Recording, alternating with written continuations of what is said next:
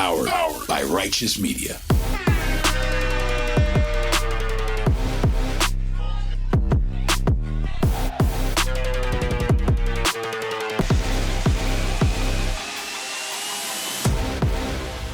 Welcome to Independent Americans.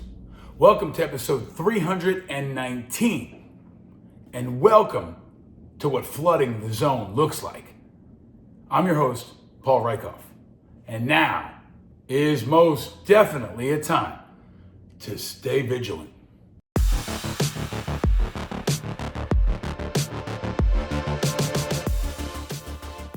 This is what Trump flooding the zone really looks and feels like. This is what Steve Bannon said was the strategy: to flood the zone, to overwhelm everyone with a barrage, a muzzle blast of policy, news, and radical changes to disrupt the government and seize power. This has been the plan all along, and this is what it looks like. Last week, on the day that the Black Hawk helicopter hit a civilian plane outside of DC, creating a true national tragedy, that day and the days that followed are exactly what flooding the zone looks like. So let's break it down. Trump's saying crazy shit about a national tragedy, saying, what's he gonna do? Go in the water and go swimming? While his minions attack and disrupt everything, while they dominate the news and national narrative, while Congress and the media and the public struggle to stay focused on his three most radical, shady, unqualified, and disqualified nominees for the cabinet that are having hearings. He's throwing flashbang after flashbang, and everybody feels unbalanced and like we have whiplash, while his opponents are overwhelmed, disorganized, leaderless, and demoralized, while he continues to gather more and more levers of power and even more momentum. This is political shock and awe. This is what flooding the zone looks like, and this is working. That's why now, especially, is a time for all Americans, and especially independent Americans, to stay vigilant. Now, I'm going to continue to bring you what I think are the most important issues to keep your eye on. In the midst of all the flood, in the midst of all the chaos, I'm going to try to bring your eye to what I think is most important and maybe most underreported. So let's get into it for this week. My top topics.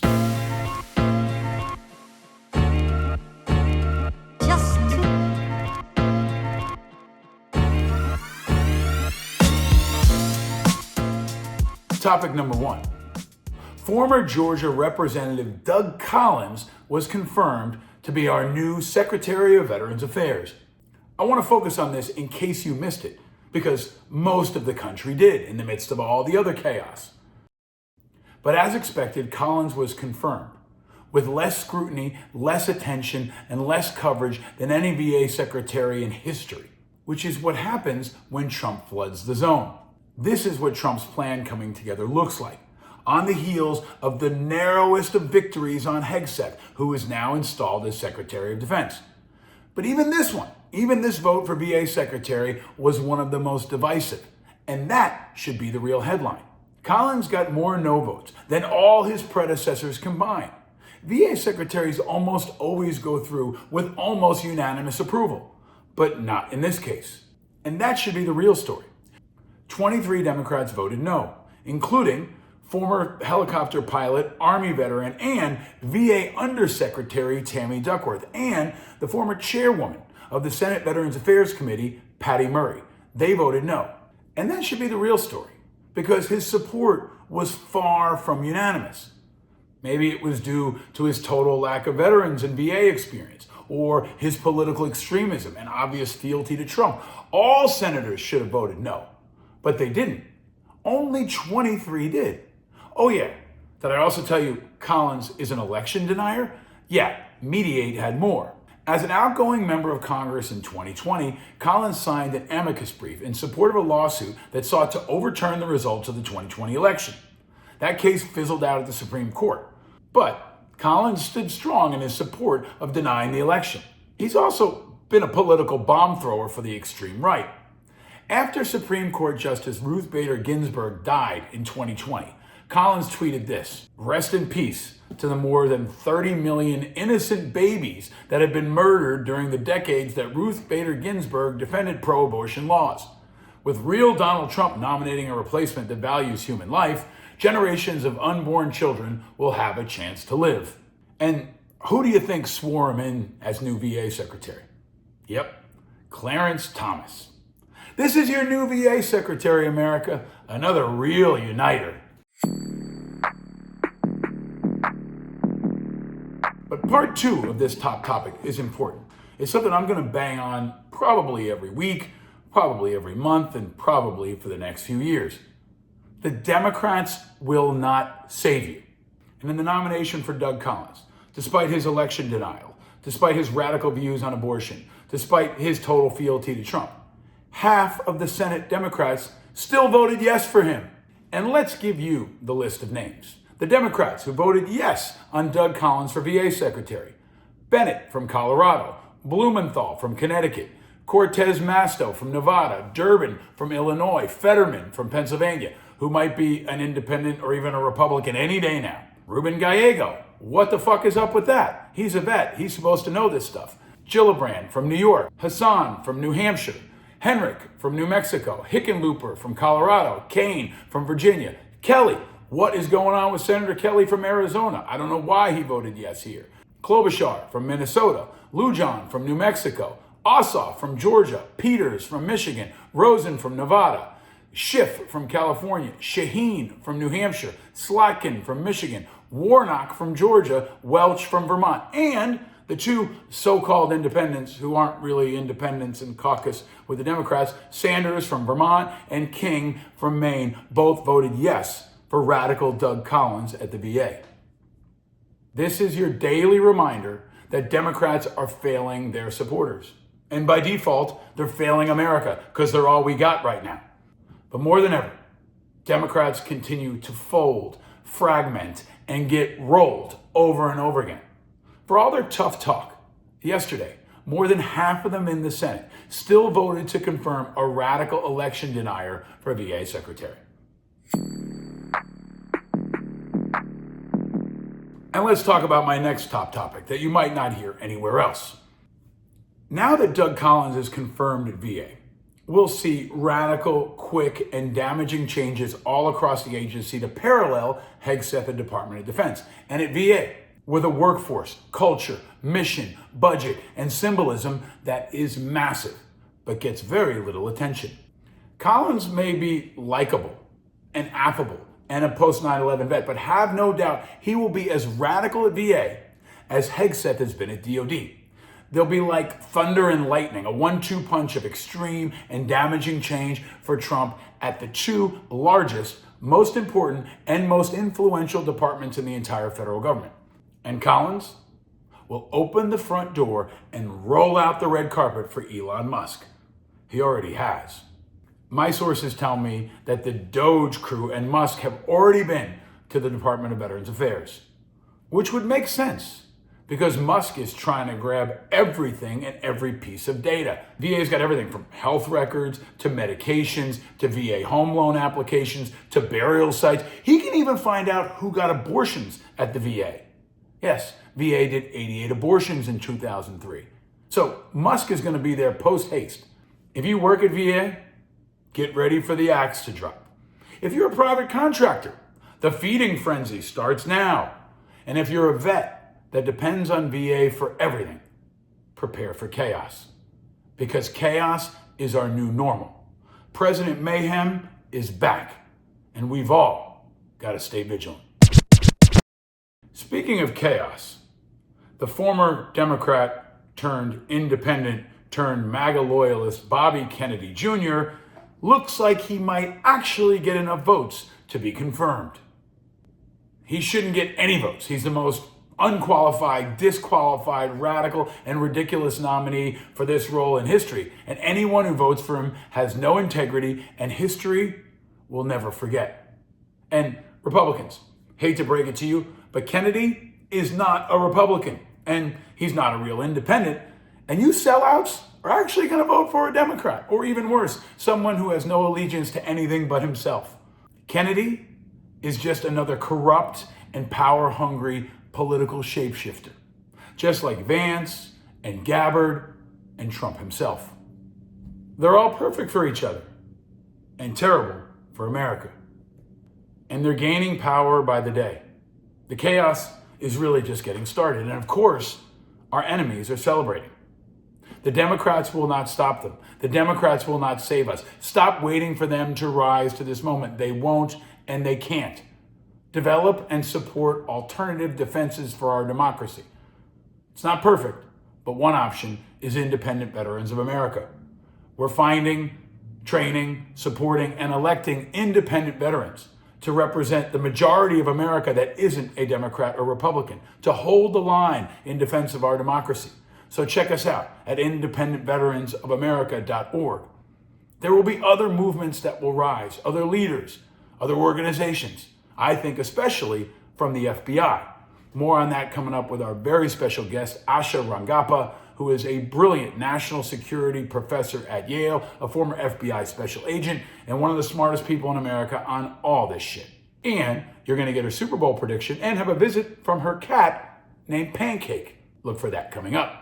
But before we get to Asha Rangappa, a few topics that should be on your radar, but are probably not. This week, the Wall Street Journal reported that the CIA has offered to buy out the entire workforce as part of a Trump makeover. The spy agency's workforce would receive a buyout-style offer. The entire CIA just got offered a buyout. Boy, Putin is having a hell of a week. He must look over here and lick his chops and say thank you every single morning for this bounty of opportunities. What would be better for Russia than have the entire CIA take a buyout? It's another great week for Putin, and he and all our enemies are celebrating. Over 1,500 January 6 insurrectionists, as you know now, have been released. And as I explained in last episode, that's got some downstream effects. Happens when you release a bunch of people from jail who've committed crimes. And there's another one that's probably off your radar that you should know about. A former doctor who participated in the January 6 attack was killed at a shooting in her West Seattle home this week. The Seattle doctor, whose medical license was suspended after she participated in an insurrection on January 6, was shot and killed after pointing a gun at two people delivering paperwork to her West Seattle home on Tuesday. Tamara Towers Perry, 57, was shot multiple times in the torso outside her Southwest Hudson Street home around 1 p.m. She was shot by a 40-year-old man who was delivering papers to her house. She had been in financial trouble and her house was being foreclosed, but she was shot and killed. And police have not arrested anyone or are not looking for suspects. Spokesperson Detective Brian Pichard said last week. So watch this space, folks. I'm sure by the next episode, I'll have another dangerous or criminal incident involving a former insurrectionist that's been released out into the public by President Mayhem.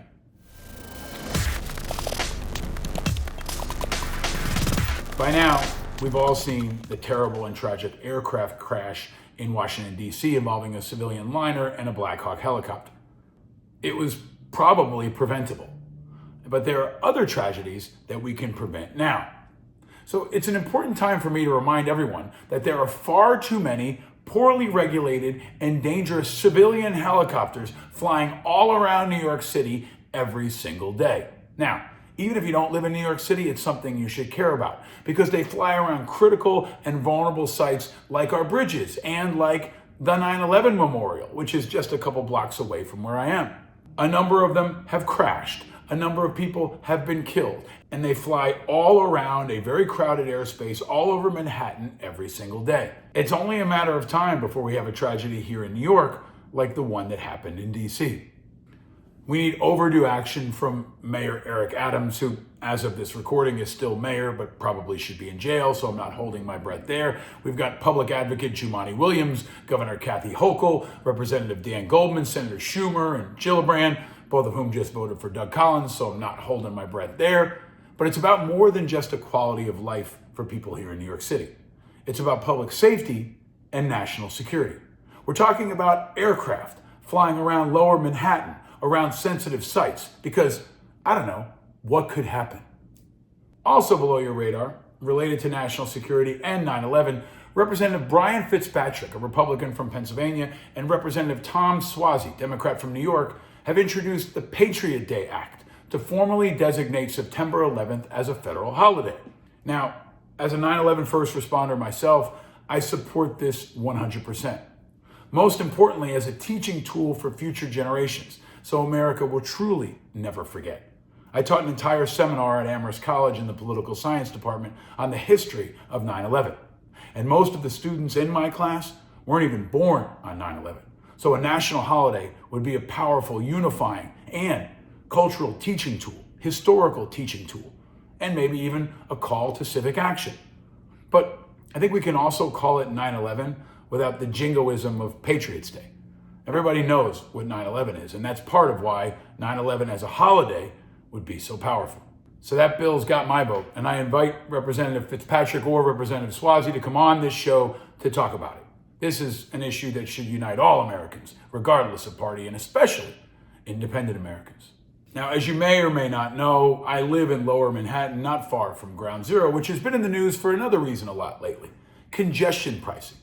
Drivers from outside the city are now charged $9 to come in below Lower Manhattan into our neighborhoods to drive around, which is something I've supported strongly. It's made a better quality of life, it's reduced traffic, it's reduced pollution, and it's increasing revenue for our subways, which is badly needed. But here's the bigger story for other cities.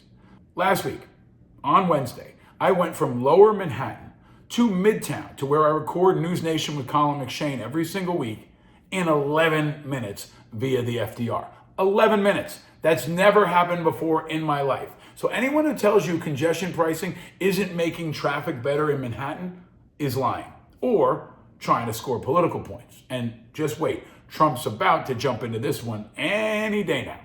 But it's making the quality of life better for people who live here in so many ways, and for our kids especially. And if you don't believe me, come hang out at a playground or a school or anywhere downtown. Because unlike most of the congestion pricing opponents, our kids actually live here.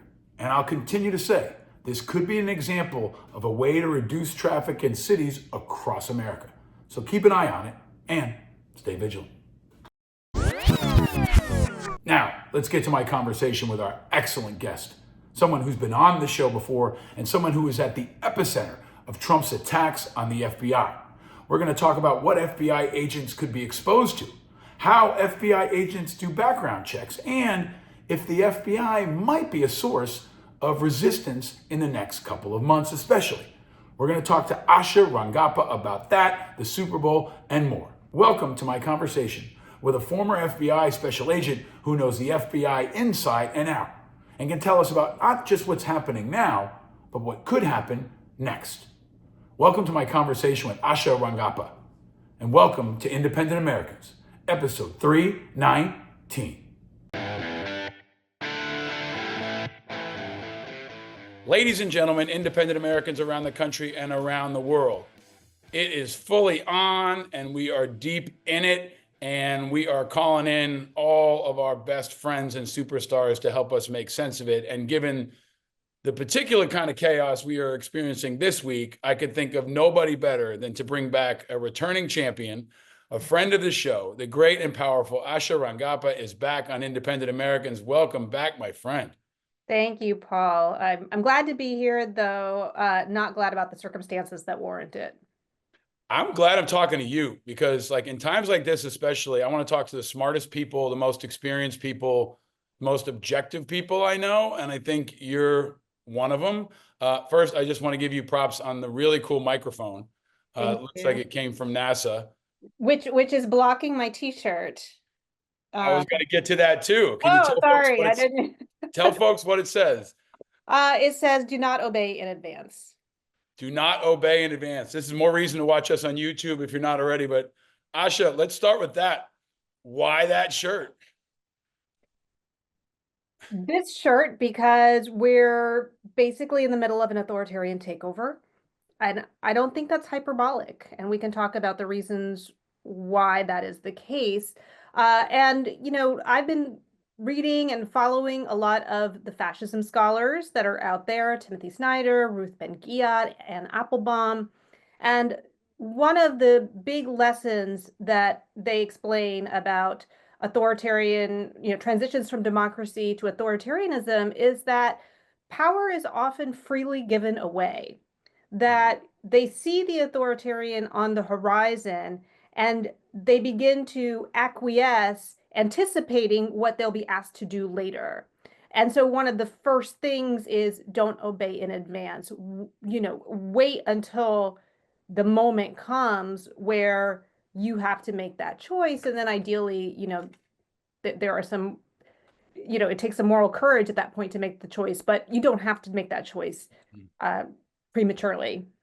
That's so good. I love it. See, more reason to watch on YouTube. Your cat just came in, which is awesome. We're going to need animal spirits in the next couple of weeks to keep us at peace. It reminds, I mentor a lot of people, and sometimes people get in dicey HR situations. And I always tell them, like, if you think you're going to get laid off, like, don't quit. Right? Because then you can get unemployment benefits, you can get some severance. And I think that's a good example of where they're trying to get people to quit. And they're going to take the easy quitters first and then move on down. We're going to talk about the harder to reach people, a lot of folks in the FBI, in the military, and other more entrenched places.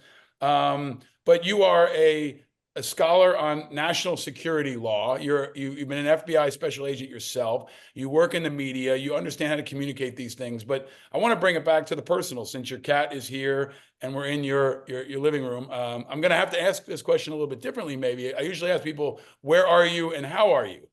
But in times like this, we might have to talk in generalities about where you are. Yeah. And how are you as you navigate all this, not just as a scholar and a strategist, but as a person. Yes. So I'm in Connecticut. Glad to be in this state at this moment. And I'm actually very distressed, actually. I am very anxious. I'm worried about our democracy.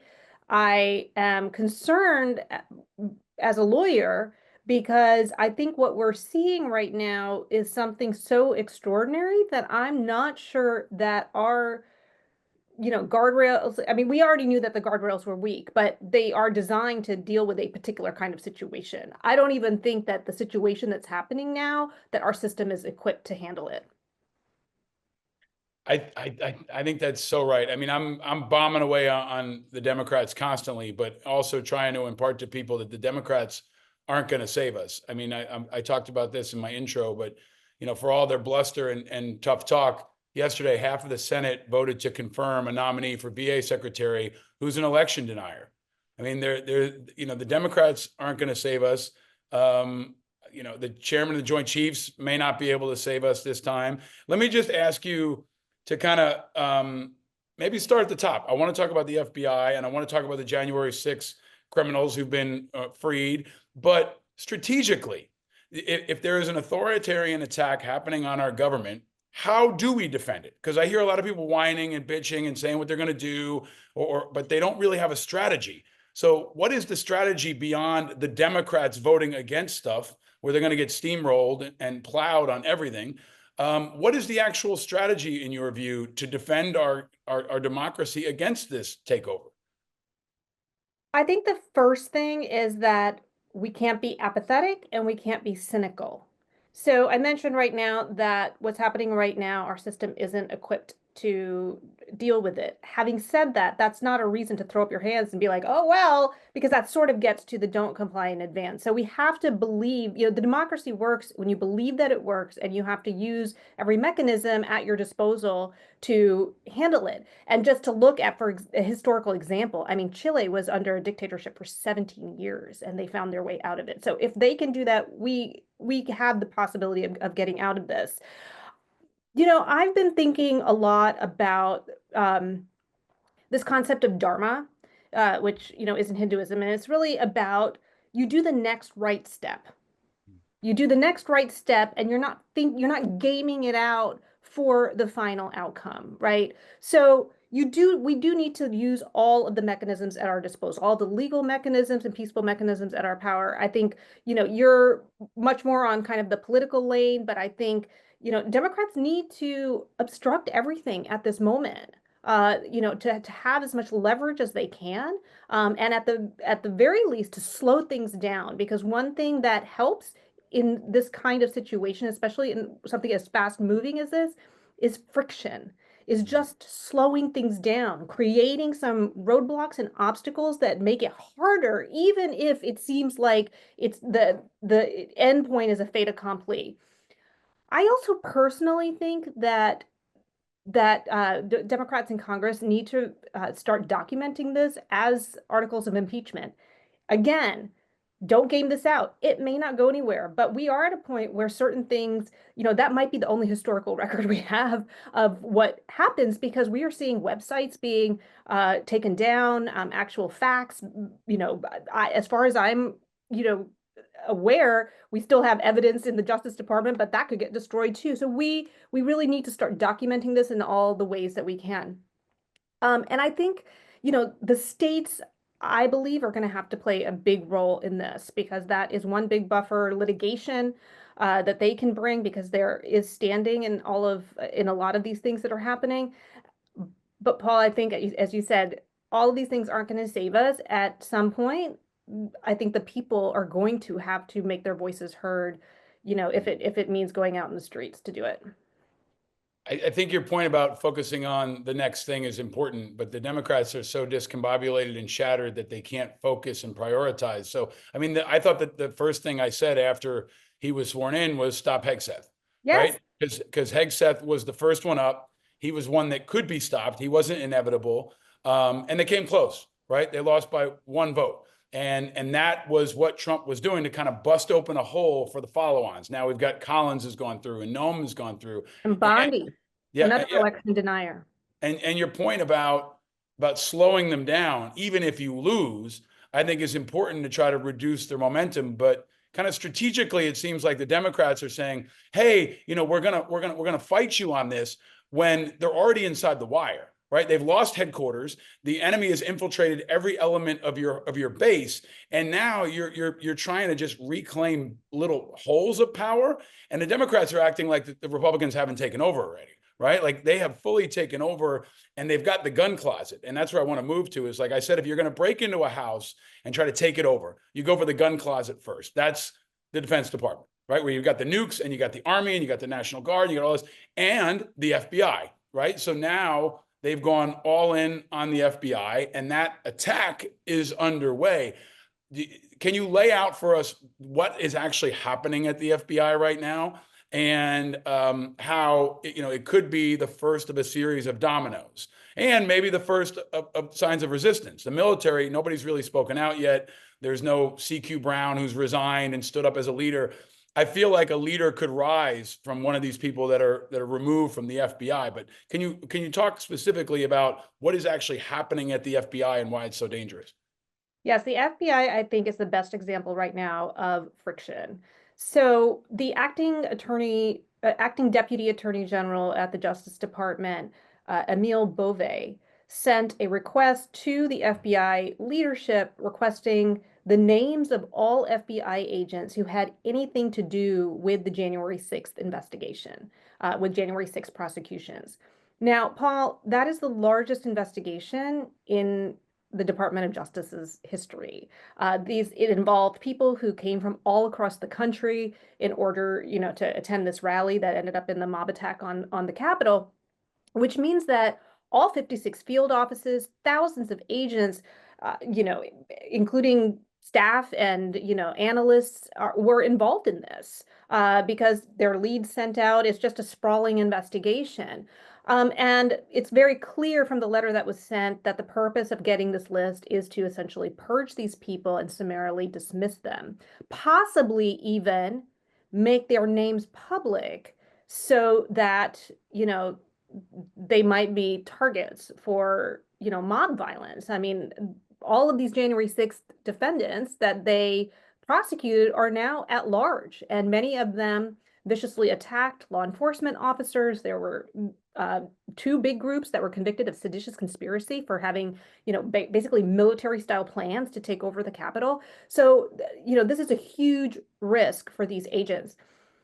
The acting director of the FBI, Brian Driscoll, who goes by the Driz, who, by the way, is sort of accidentally in that position because the Trump administration messed up in their press release or website announcement on who they were putting in that role, and they put his name in, and they're like, "Oh, you can just stay there until we figure it out later." Well, it turns out that that was very serendipitous for us because he said that he wasn't going to turn over these names without following FBI procedures and policies, which have civil service protection for FBI agents. Let's remember that these agents didn't do anything except investigate actual crimes, which is what they're sworn to do.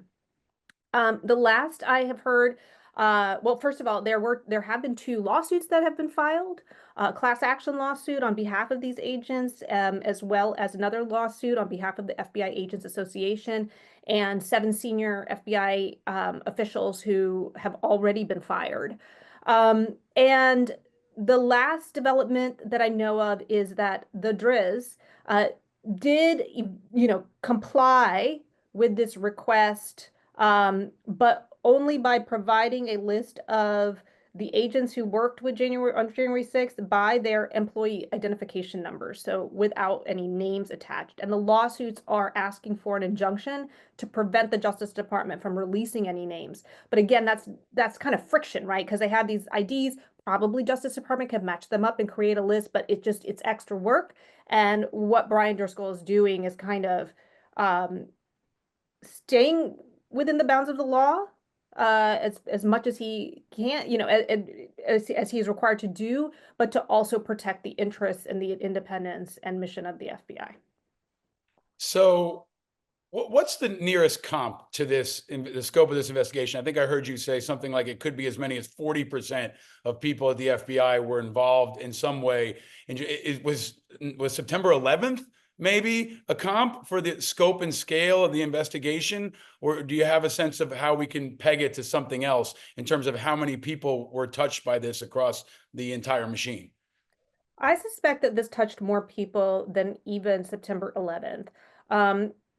September 11th involved a relatively small number of actual participants, who may have been in different places in the U.S. And of course, those offices would be involved. And that would be, the Pent bomb investigation that was being run out of headquarters. But, this would involve 1,500 plus individuals. So, gathering evidence on all of those people, going through hours and hours of the footage to identify that all of these things take so much more resources, technicians, analysts, forensic analysts, in addition to the actual FBI agents.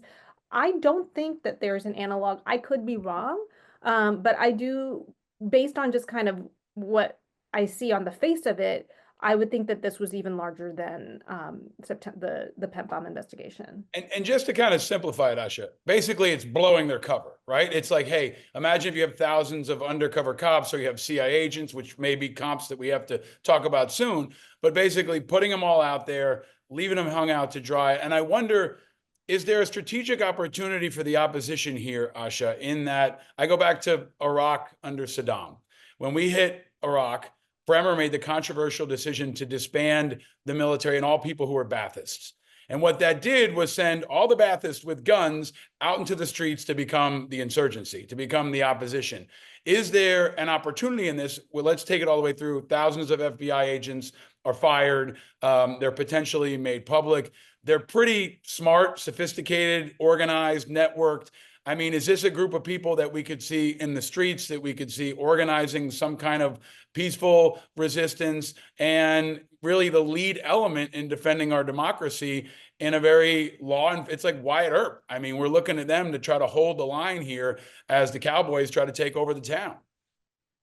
Yeah, I don't know what it would look like if these people all got purged in terms of, what they would do. Right now, they are acting as sworn law enforcement officers. And it's really important for us, for them to stay in that position as long as possible, because that actually gives them the federal authority to enforce the law. And right now, there is rampant law breaking happening right now in Washington, D.C.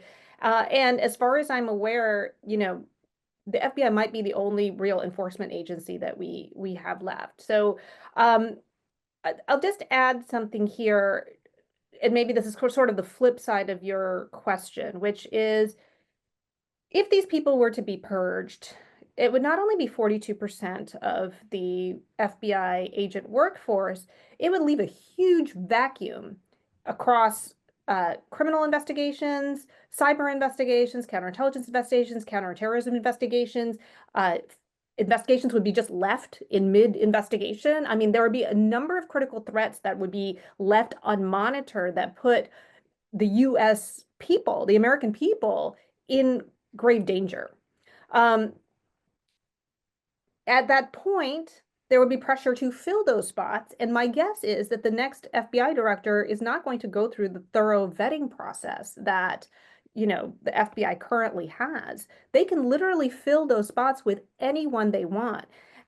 You know, not only just people who are loyalists to Trump, but possibly even convicted criminals like the pardoned January 6th folks, like the Proud Boys, like the Oath Keepers. So imagine that as our federal law enforcement officers, these people with badges and guns. That to me is potentially where we're headed if the Justice Department is successful.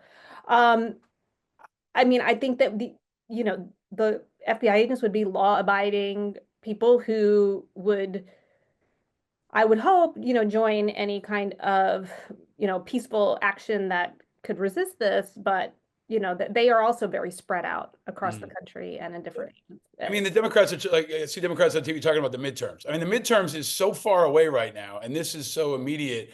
I think the country is looking for leaders to rise in the same way so many people were rooting for Robert Mueller or rooting for Jack Smith, right? There's this feeling like there will be a charismatic leader or leaders who rise to fill this hunger that the country has for leadership. And it feels like the FBI could be the place. But if Trump's goal is just to grab as many levers of power as possible, then exposing our national security and making us more vulnerable to criminals, that doesn't matter because he's flooding the zone, which includes, I would imagine, making it harder for the FBI to do background checks on people like Hegseth and Gabbard and Patel and Kennedy. So I want to ask you to go back to that because in my view, it looks like they kind of hand jammed the FBI investigation on Hegseth.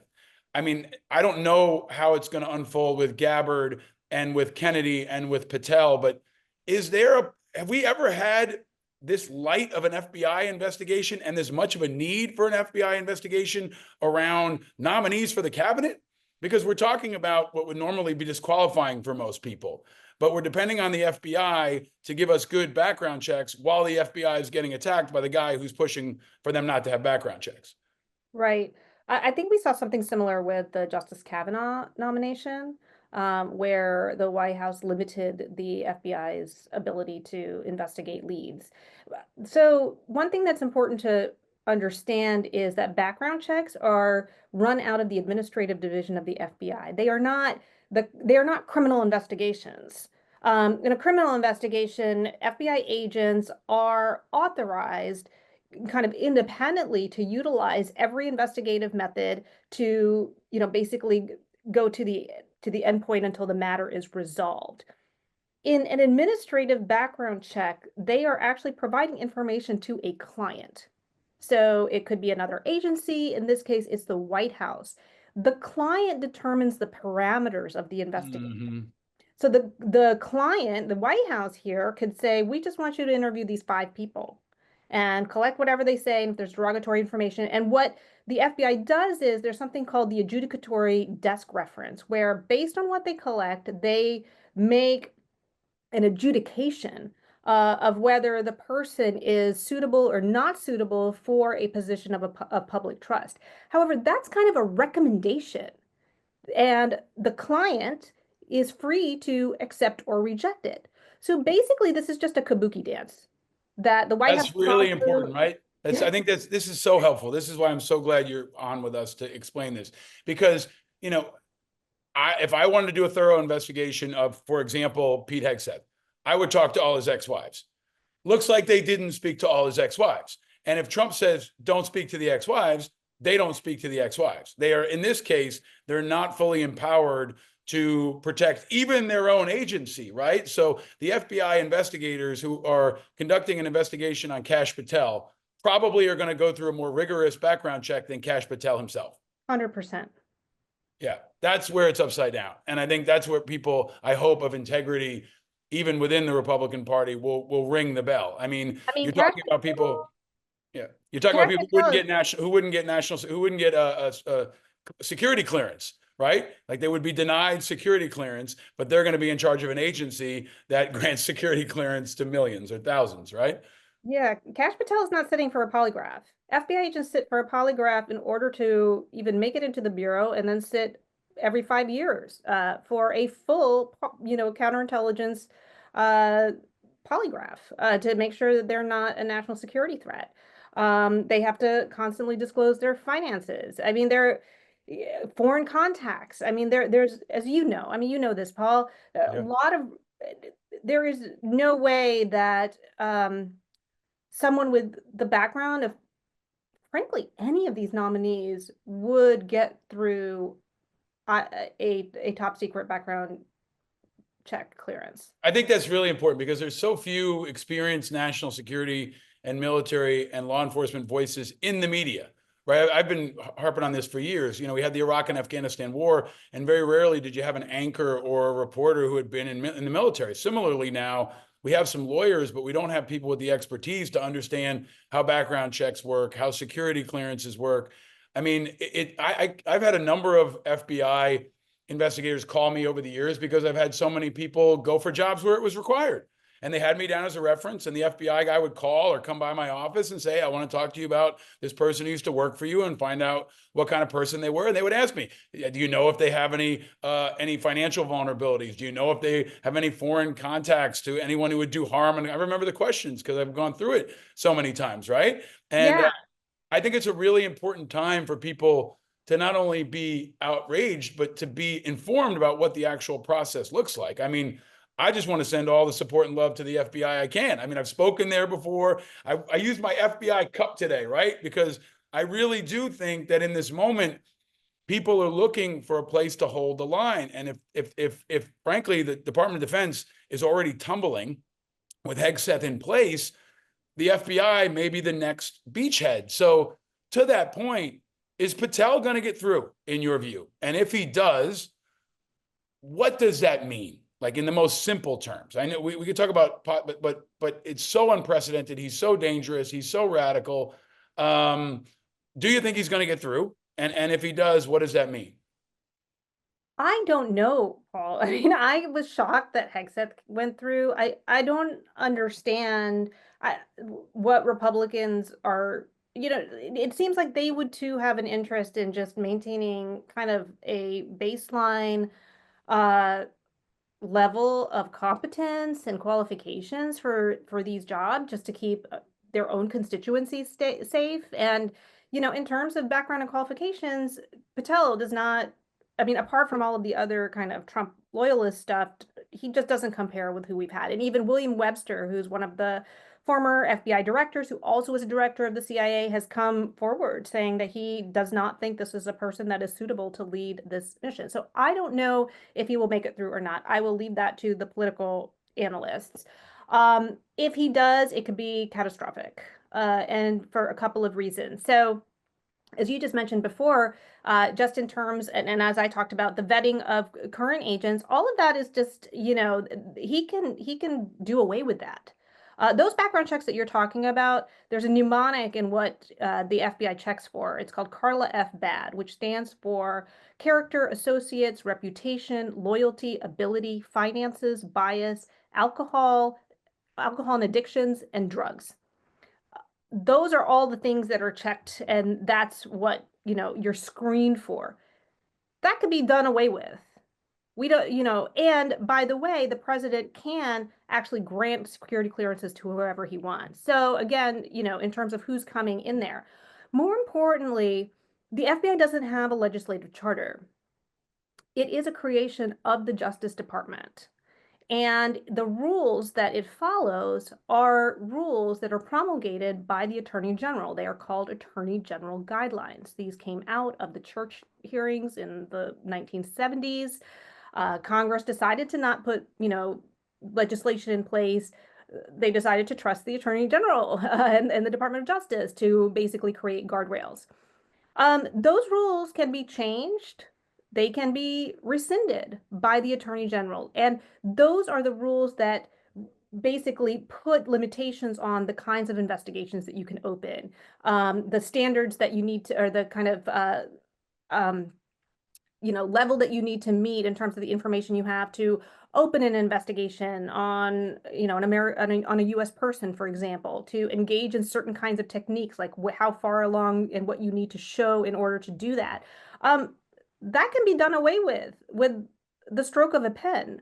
And then you basically have an agency that has carte blanche to do anything. And, sure, if they are to get to court, there will be due process protections that kick in. But there's a huge runway, Paul, between when you start an investigation and all the techniques that you can do, whether it's surveillance, rummaging through people's trash, you name it, that can be very harassing and intimidating, even before it ever gets to the point of actually being charged with a crime. It's I kind of referenced it earlier. It's like Tombstone, where like you can just start handing out badges to anybody, right? And either it's going to be Wyatt Earp and the Earp brothers, or it's going to be the Cowboys and those guys. And I mean, Carla F. Bad is so important. I think you need to do an entire segment just on that and go on every show and explain it, because it's really clarifying. I mean, the idea that you could literally be a drug addict and be empowered with a security clearance and a weapon, I would imagine, right? And a badge. And this is how you create a ground force to execute 100%. An authoritarian regime. And when it's complemented by the Secretary of Defense, this is how it gets rolling. And education and treasury, all that shit's going to be easy when you've got the guys and the gals with the tanks and the guns. And I think you're right. It's not alarmist to talk about these possibilities, because the one thing I think there is a real failure of imagination that the FBI is kind of trained to make sure they don't have happen on everything from September 11th to January 6th. But now that the January 6th assailants, criminals, whatever, I'm gonna call them fucking criminals, insurrectionists, are now released. One has been shot and killed by cops. One's been arrested for being an online child predator. I think another one got shot and maybe killed the other day. Is it at the point now where law enforcement just has to wait for them to fuck up again so they could arrest them for something else? Pretty much. I mean, they're free.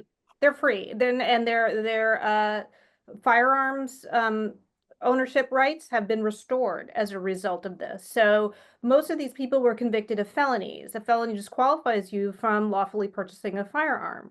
And so, I definitely saw people that were being interviewed immediately after the pardons that said, the first stop I made was to go get my gun. So these are not only people with criminal histories, in many cases who engaged in violent behavior, but people who now have completely free access to firearms. We're going to end with something positive, a Super Bowl prediction. I think I'm going to give you a couple rapid fire questions for our Patreon members. Thank you to our Patreon members for supporting. If you're not already, subscribe now on YouTube, Spotify, everywhere else. Be sure definitely to subscribe to Asha's Substack, her podcast, everything else that she does, which is brilliant. Asha, you're really great at putting all the pieces together. And that's why I really appreciate talking to you. Where do you see a leader or leaders rising, right? And in these authoritarian moments, you have an opposition, a resistance. I look across the board and I'm like, who's cracking through?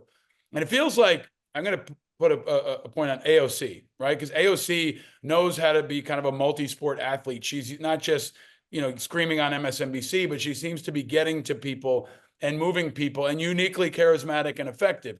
But she's kind of a known quantity. Is there someone or group of people where you will look to rise to this moment? I mean, you mentioned former FBI leaders who are going to speak out against Kash Patel, and then they're going to write a letter, and they're going to get noted on and press for a day, and then it's going to be like all the former secretaries of defense who opposed Hegseth, but are quiet now. So where is a new generation or a new crop of leaders, in your view, going to come from to meet this moment? I think that's a great question, and I've been thinking about it too. I mean, I do think that, Brian Driscoll at the FBI is kind of uh, epitomizing that kind of thing. And so, he's sort of the model of what we want to see organically come up in other contexts. One thing that I think about though, Paul, is, you can unify people and inspire them, get them mobilized around a person, but you can also do it with an idea. I mentioned the Chilean example before, right? The Chilean example was there was no like singular leader, really. It was a coalition across the opposition movements who all came together and they created a cohesive message that was going to lead to this referendum. And it was basically, it was called the No campaign because they were voting on whether to keep Pinochet in power or not. And, and they really kind of created, it was a marketing campaign that kind of showed what the future would look like uh, without Pinochet. And it was, it was actually a TV commercial with like, people dancing in the streets and, music and running across meadows and all this kind of fun stuff. I think like, I think it can be a person. I think it can also be a coordinated message that gets people rallied. And I wonder if the latter might be more effective in our media ecosystem, which is so fragmented. Yeah. That, having a message to go viral or an idea or hashtag, whatever it is, might gain more traction than a single person because they just can't, especially in the Trump years where he sucks all the air out of the room. I just don't know that a person can compete necessarily.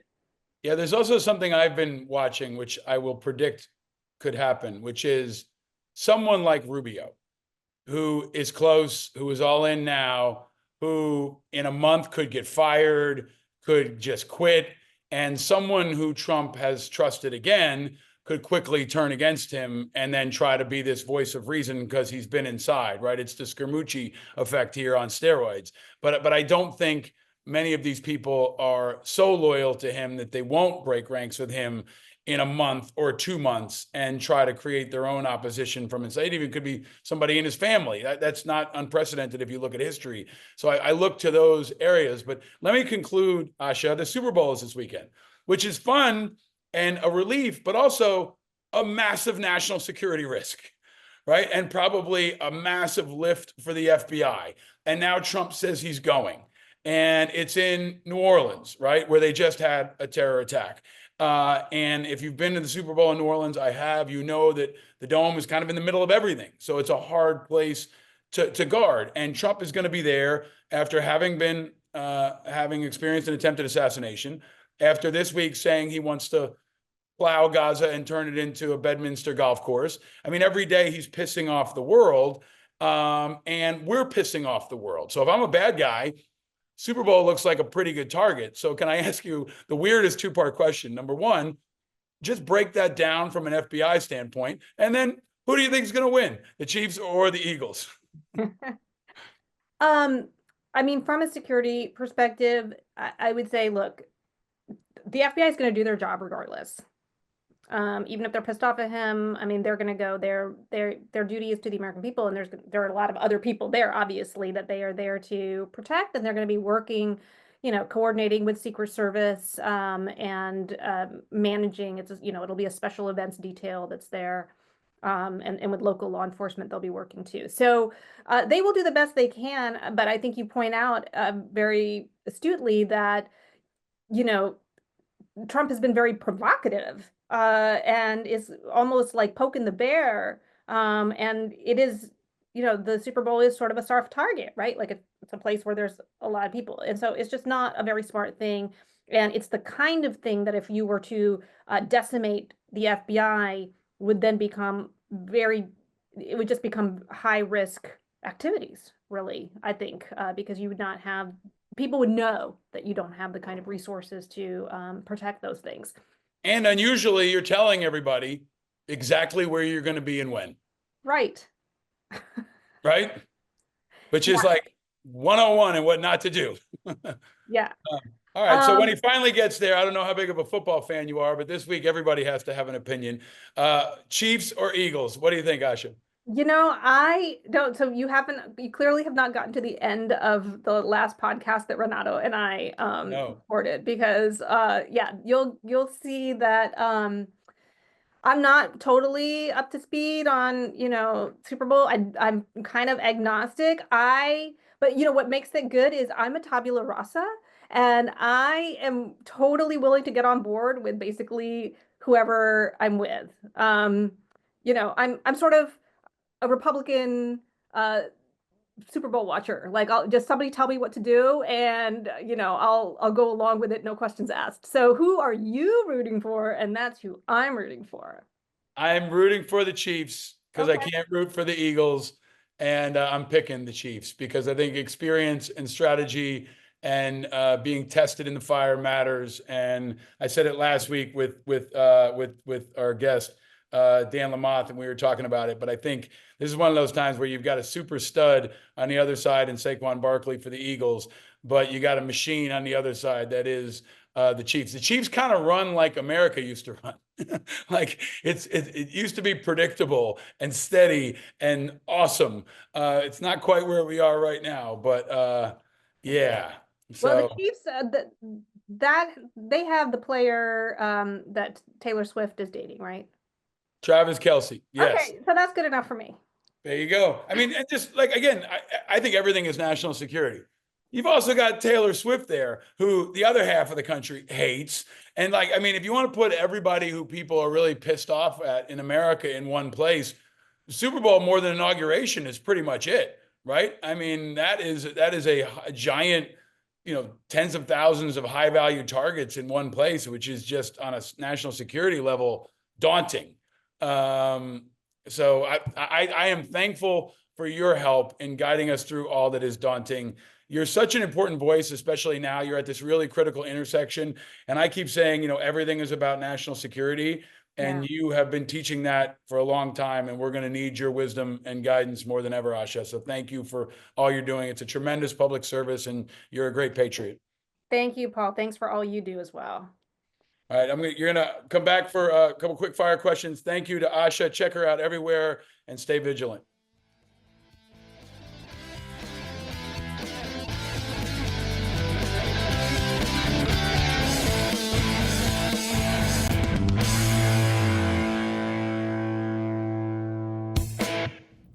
It's time for Rykoff's recommendations. My recommendations to you as a loyal listener or viewer of this program. Check them out. And if you want to share your recommendations with me, hit me up on every social media platform or go to independentamericans.us. I want to hear your recommendations as well.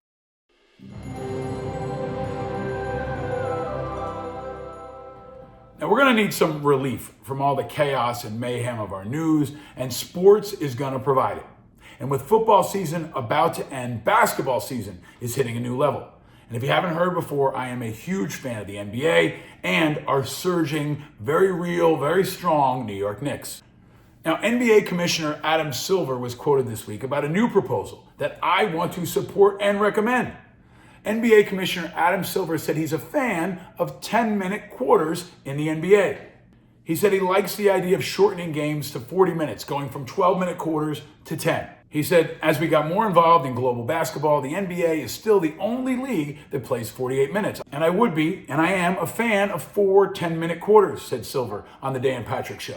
Now, he said, putting aside what it means for records and things like that, yeah, I think a 2-hour format for the game is more consistent with modern television habits. I love it. I think 10-minute quarters in the NBA would be excellent. It would definitely ensure that my young kids would not have to stay up till 11 o'clock to watch the end of the game. But I think the NBA shortening quarters could be what the new pitch clock has been for Major League Baseball. Major League Baseball has sped up the game dramatically, and it's welcomed a new generation of fans, and you can get out of a game in under 4 hours. I think it's been a total fantastic welcome change to Major League Basketball, and shortening quarters in the NBA would do the same.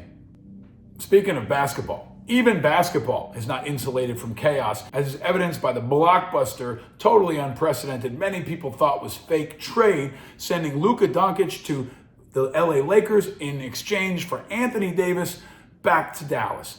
I think this is a huge and fantastic win for the Lakers and for basketball fans. The Bronny and LeBron show hasn't really measured up as we had hoped it would be out in Los Angeles, but the Lakers kicked the shit out of my Knicks last week and looked pretty good, and LeBron doesn't have any sense of slowing down. But LeBron with Luca is going to be exceptionally fun to watch, and I'm pretty happy for Luca, actually.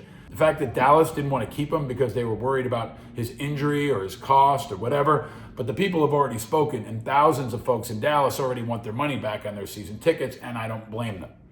Nobody's going to a game to see Anthony Davis, but I've been to a game to see Luca, and it is awesome. So, my Rykoff's recommendation, if Luca comes to your town and you can afford a ticket, even in the rafters, go watch him shoot warm-ups. My sons and I watched him against the Nets last year. He was shooting shots from the tunnel, from sitting down in the stands. Luca is a beautiful and brilliant player, and he's only 25 years old. So my recommendation, if you need an escape, watch some Luca highlights.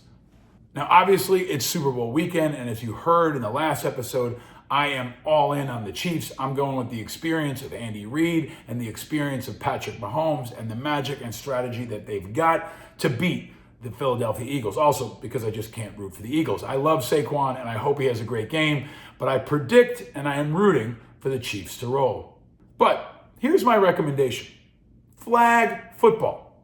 I've coached football at many levels. I've played football at many levels. And for the last few years, my little guys who are now 9 and 5 have played flag football. So if you're worried about the contact and the concussions and all the other very real threats that face a kid playing tackle football, check out flag football for boys and girls. It's exploding around the country, and it is super fun.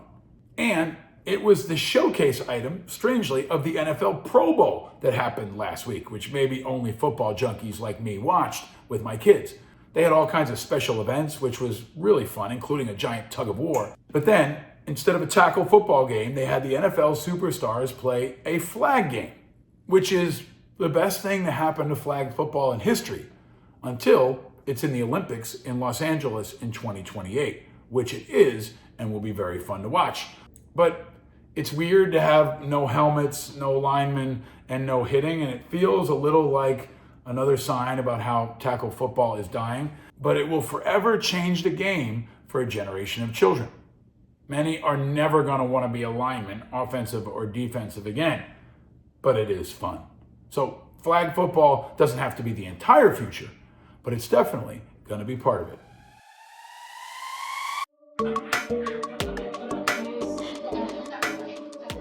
Every week, I tell you to look for the helpers, folks. When others are running out, the helpers are running in, and we see it time and time again. From the fires in the West Coast to the plane crashes on the ground, our first responders continue to run in when others are running out. And if you have a helper that you want me to bring attention to, hit me up on social media or send us an email. Go to independentamericans.us and tell me about a helper that you see that's running in when others are running out. But when it gets tough, definitely look for the helpers. If you haven't already, be sure to go to our website, independentamericans.us, and join our Patreon community, where you can get exclusive content, including a special extended conversation with Asha Rangappa. You also get no commercials, and you get special exclusive previews, including a sneak preview of who our guest is each and every week. And maybe most importantly, for just $1, you can help support this work. If you think this episode was worth $1, go sign up for our Patreon community at independentamericans.us. Throw us $1 and help us continue to bring an independent voice to this national discussion at an exceptionally critical time. You can also give us a call and leave a voicemail, and I'll play some of them in the weeks to come. Call 317-721-1718. Chris will put it here on the screen or somewhere here on the screen. 317-721-1718. Give me a shot, leave me a voice message, tell me a helper that's caught your eye, tell me a guest you want to hear, or give us some feedback on the show. That's 317-721-1718. The future is full of independence, and more by the day, because independents are the future.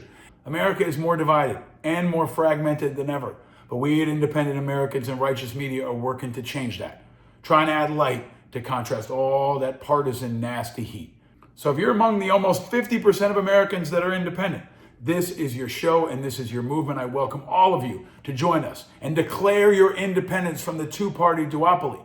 Don't give them your name. Don't give them your time. Don't give them your money. Be a free agent. Declare your independence now. And check out independentamericans.us, Independent Veterans of America, and all of our social media platforms. Join our community now. Leave the herds and join the pack. We can't count on the Republicans. We can't count on the Democrats. We can only count on ourselves. Independents are the hope for the future. Country over party, people over politics, light over heat, busting up the status quo and fueling a new movement that spans all across this country and is growing by the day as more and more people are fed up with their options. I hope you enjoyed this episode with Asha Rangappa. If you did, please share it far and wide. And if you haven't already, be sure to hit that subscribe button on Spotify, YouTube, or wherever you are watching and listening now. Share it with others and invite them to declare their independence. And stay vigilant, my friend, because eternal vigilance is the price of freedom. And it's a price we got to pay now more than ever. And hope is the oxygen of democracy. Do not let them steal your hope. Seek out that hope and share that hope. It'll help you stay vigilant and help us all move forward. And know you're not alone in your vigilance. It may feel like it sometimes, but we are all in this together and we are all vigilant. I'm your host, Paul Rykov. Thank you for listening. Down with Hamas. Down with Putin. Slava Ukraine. Enjoy the Super Bowl and let's go Chiefs. And stay vigilant, America. Stay vigilant.